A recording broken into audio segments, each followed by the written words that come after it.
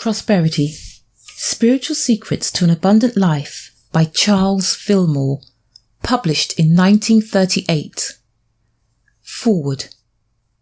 It is perfectly logical to assume that a wise and competent creator would provide for the needs of his creatures in their various stages of growth. The supply would be given as required and as necessary efforts for its appropriation was made by the creature.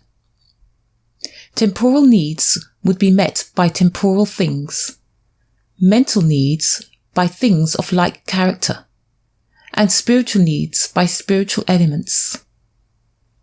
For simplification of distribution, all would be composed of one primal spiritual substance, which under proper direction could be transformed into all products at the will of the operator.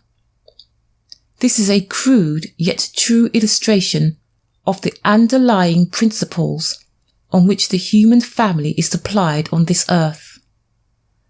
The Father has provided a universal seed substance that responds with magical power to the active mind of man. Faith in the increasing capacity of this seed substance, whether wrapped in visible husks or latent in invisible electrical units, always rewards man with the fruits of his labour. The Father may seem to get his supply from the seeds he plants, but he would never plant a seed unless he had faith in its innate capacity to increase, and that seed would never multiply without the quickening of life of spirit. Thus we see that all increase of substance depends on the quickening life of spirit. And this fact gives us the key to mental processes that when used spiritually will greatly increase and at the same time simplify our appropriation of that inexhaustible substance which creative mind has so generously provided. In the following lessons, we have attempted to explain man's lawful appropriation of the supplies spiritually and electrically provided by God. When we understand and adjust our mind to the realm of kingdom where these riches, ideas, and the electrical thought forms exist, we shall experience in our temporal affairs what is called prosperity. We said they're electrical thought forms. Let us explain that all creative processes involve a realm of ideas and a realm of patterns or expressions of those ideas. The patterns arrest or bottle up the free electric units that sustain the visible thing. Thus creation is in its processes a trinity, and back of the visible universe are both the original creative idea and the cosmic rays that crystallizes into earthly things.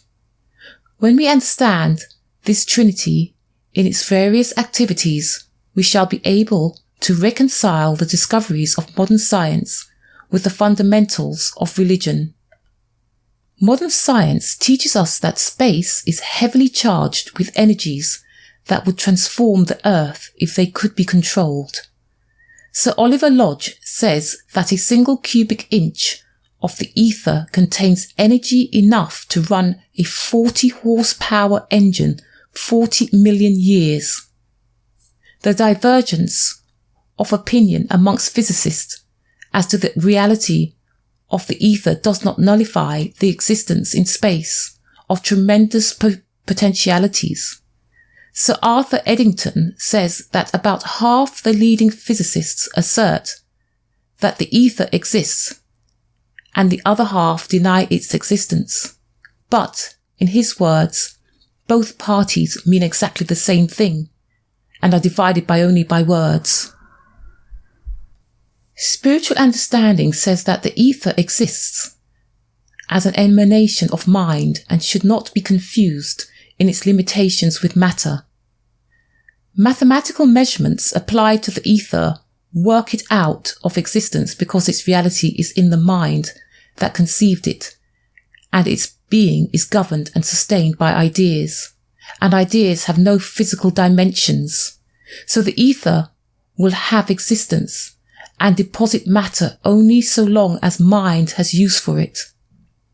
When infinite mind has completed the cycles of creation, both the invisible and the visible universes will be rolled up as a scroll and disappear, and only mind remain. And all the host of heaven shall be dissolved, and the heavens shall be rolled together as a scroll, and all their hosts shall fade away. It adds greatly to the stability of a Christian's faith to know that Jesus anticipated the discoveries of modern science of the existence of that kingdom called the ether. He named it the kingdom of the heavens, and his illustrations of its possibilities are unsurpassed. He did not say it was a place the good would inherit after death, but an estate we could have here and now. It is your Father's good pleasure to give you the kingdom. Jesus taught that we can incorporate life-giving rays into our mind, body and affairs through faith. Where physicists merely describe the mechanical presence of life as energy, Jesus taught man how, by the exercise of his mind, he can make that life obey him. Instead of a universe of blind mechanical forces, Jesus showed the universe to be persuaded and directed by intelligence. What we need to realize above all else is that God has provided for the most minute needs of our daily life, and that if we lack anything, it is because we have not used our mind in making the right contact with the supermind and the cosmic ray that automatically flows from it.